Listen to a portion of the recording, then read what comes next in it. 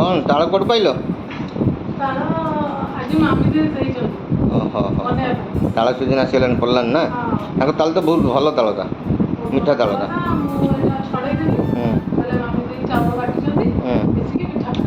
କି ପିଠା ହବ? ୟାର ଚକୁଳିଟା ଭଲ ଲାଗେ।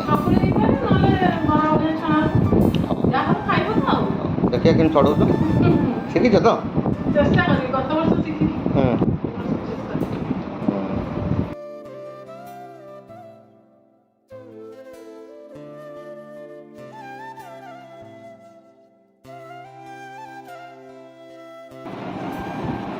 ଏଇ ହେଲା ଷ୍ଟାର୍ଟ ହେଲା ରେ। ଆକୁ କ'ଣ ଘଷିବାକୁ ପଡ଼େ ନା କ'ଣ?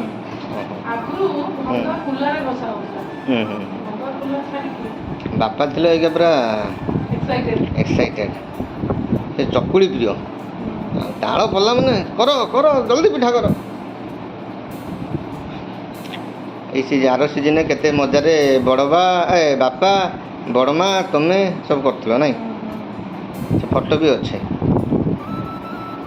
ଏଇ ସିଜିନ୍ ଦେଖିବାକୁ ନାହାନ୍ତି। ମଣିଷ ଜୀବନ ଆଉ ପାଣି ଫଟକା ଆଉ କେତେବେଳେ କ'ଣ ହେବ କିଛି କହିହେବ ନା। କେତେ ହେଲାନି ଟିକେ ଉଠି ଦେଖେଇଲ। ନା ହେଲାନି ଆଉ। ପିଠାଟା କ'ଣ ପେଟ ପୁରା ମିଳିବ ନା ଗୋଟେ ଗୋଟେ କାଟିକି ହଲେଇବା ପାଇଁ ମିଳିବ? ଠିକ୍ ଅଛି। ଠିକ୍ ଅଛି ଠିକ୍ ଅଛି। ଏଇଠି ମାଙ୍କଡ଼ ଦେଇ ପଡ଼ିକି ତାଙ୍କର ଇଏଟାକୁ ଛାତିଟାକୁ ଫଟେଇ ଦେଇଛି। ଏଇଟା ପାଲଟା ନା? ପାଲଟାକୁ ନଷ୍ଟ କର। ଏ ସବୁ ଦୋଷ କାହାର? ଦୋଷ ଏଇ ଦେଖ ଏଇ ଲୋକଟା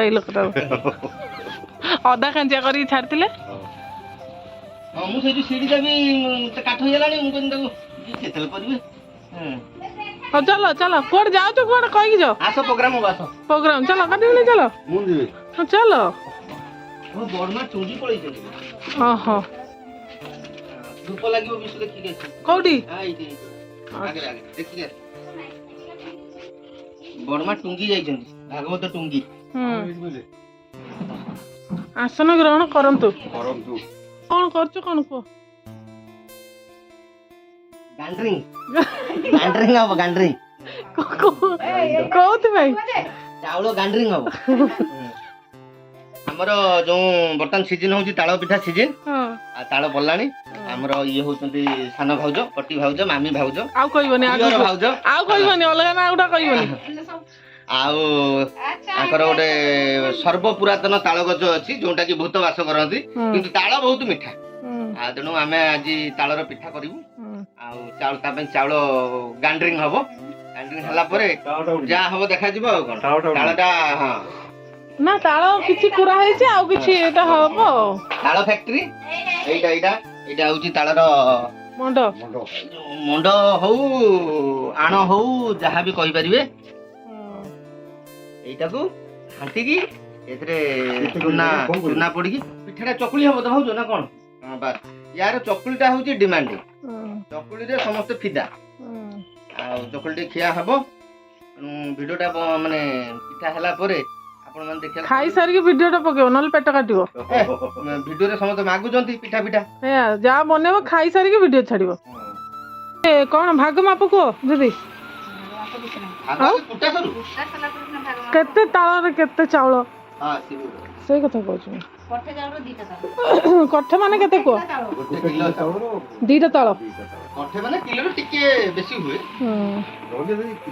କିଲେ। এটা চলা হচ্ছে চলা হচ্ছে তারপরে বুলা হবো। এটা খদড় অংশটা ভারি আছে ইয়ে ହେଇଯିବ। তাহলে পরিশ্রম সে করবে আর খাইব তমমান সব। হ্যাঁ পরিশ্রম তো জমা করে সমস্ত খাওয়াতি আর সমস্ত খাওয়াতি। ক্রেডিট দেব কিন্তু এর কোন বাহুবলী বলে ধরছ? বাহুবলী এই যে ডম্বল উঠান্তি এটা এক্সারসাইজ। হ্যাঁ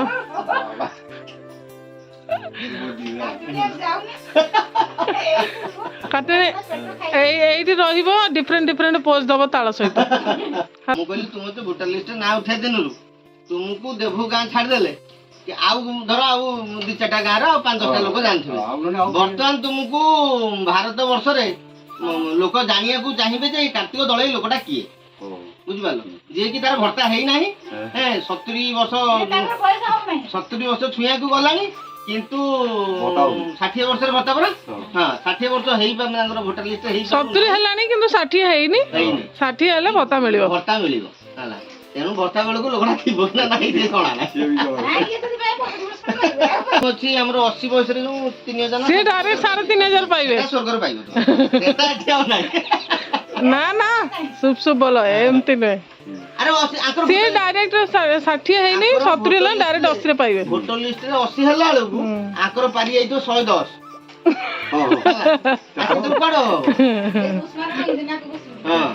ତାଳର ସମୁଦ୍ର ହେଇକି ଅଛି ପୁରା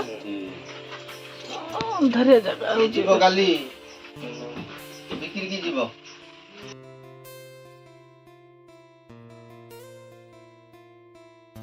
କେତେ ସ୍ପିଡ ରେ ଚୁନା ଚଲା ହବ ସେମିତି କିଛି ଅଛି କି? କେତେ କିଲୋମିଟର ପର ବେଗ ନା କଣ କହନ୍ତି ବେଗ କେତେ କିଲୋମିଟର ପ୍ରତି ଘଣ୍ଟାକୁ? ତୁମେ ଏଠି ପିଠା ହବ ଖାଇବ। ମୋର ଗୋଟେ ସେ ମିଟିଂ ଅଛି ରଥଯାତ୍ରା ପାଇଁ ଗୋଟେ ମିଟିଂ ହଉଛି ହେରା ପଞ୍ଚମୀରେ କଣ ହବ। ତାହେଲେ ଆଇଲା ଆଉ ଚକୁଳି ଥିବ କି ନାଇଁ ଗ୍ୟାରେଣ୍ଟି ନାହିଁ। ନା ନା ମୋ ପାଇଁ ରଖିଥିବ। କାଟି ଭିଣେଇ ଯେମିତି ବସୁଛନ୍ତି ମୋ ପାଇଁ ରଖିଥିବ ଗୋଟେ ଖାଇଦବା। କଣ କରୁଛ ତାହେଲେ? ଚାଉଳ ନଉଛ କେତେ କେତେ ମାପ କୁହ ଯିଏ ବନେଇବାକୁ ଚାହିଁବେ।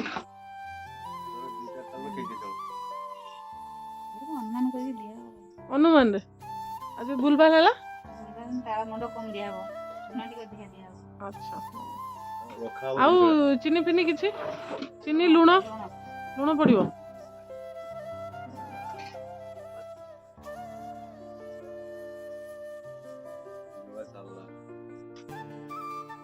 ଗତ ବର୍ଷ ତାଳ ପିଠା ହେଇଥିଲା ଚକୁଳି ପିଠା ଆମ ଘରେ।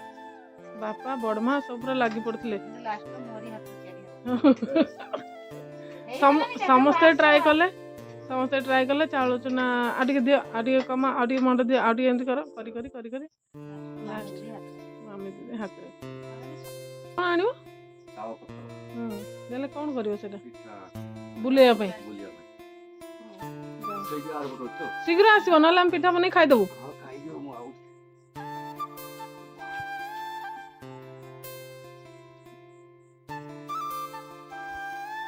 ଆଣିଲ ଏଇଟା କଣ ହବ ଅସ୍ତ୍ର? ହଉ ଏଇଟା ହଉଛି ଖଡିକାର କାମ ଦବ ଟିକେ ନା କଣ?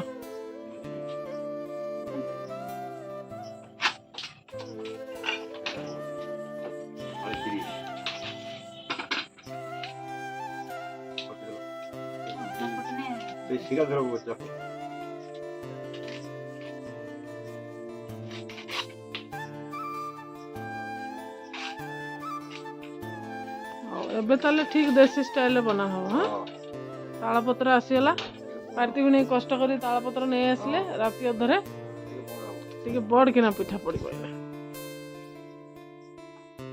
ପୁରା ତାୱା ଫୁଲ କରିଦିଅ।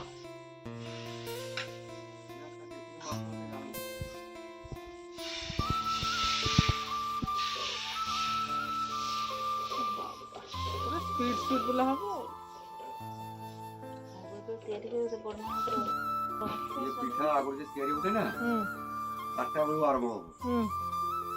ଚାରିଟାରୁ କେତେଟା ପର୍ଯ୍ୟନ୍ତ ଚାଲିବ କାର୍ଯ୍ୟକ୍ରମ? ଓହୋ ମାନେ ତିଆରିଟା 4ଟା ବେଳୁ ତା ଆଗରୁ ମଣ୍ଡ କାଢିବ ଚାଉଳ କୁଟିବ ସବୁ।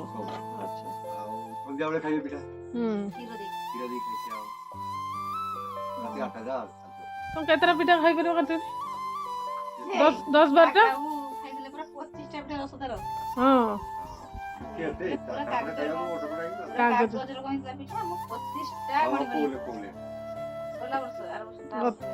ଗତ ନା ତା ପୂର୍ବ କେତେଟା ଖାଇପାରିବ? 20ଟା ଖଣ୍ଡେ ଆଉ 4-5ଟା।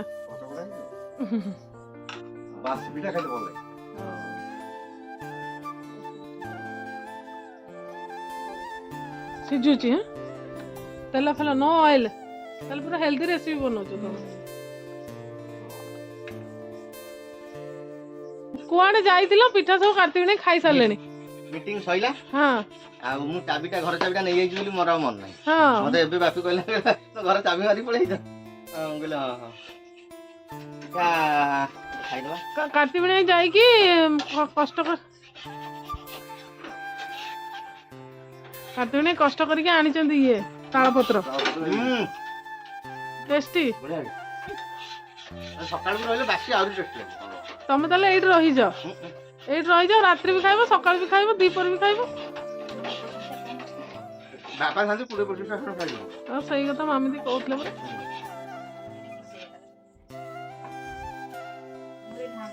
ଏତେ କଷ୍ଟ କରିକି ବସିଥିଲେ ଏବେ ମିଳିଲା। ଟେଷ୍ଟ ତ କାଟିବୁନି କେତେ ଟେଷ୍ଟ ପୁରା ପୁରା ଭଲ କୁହ ବହୁତ ଟେଷ୍ଟ। 4-6ଟା ଖାଇଦିଅ ଏକାଥରେ ବହୁତ ଟେଷ୍ଟ ଯଦି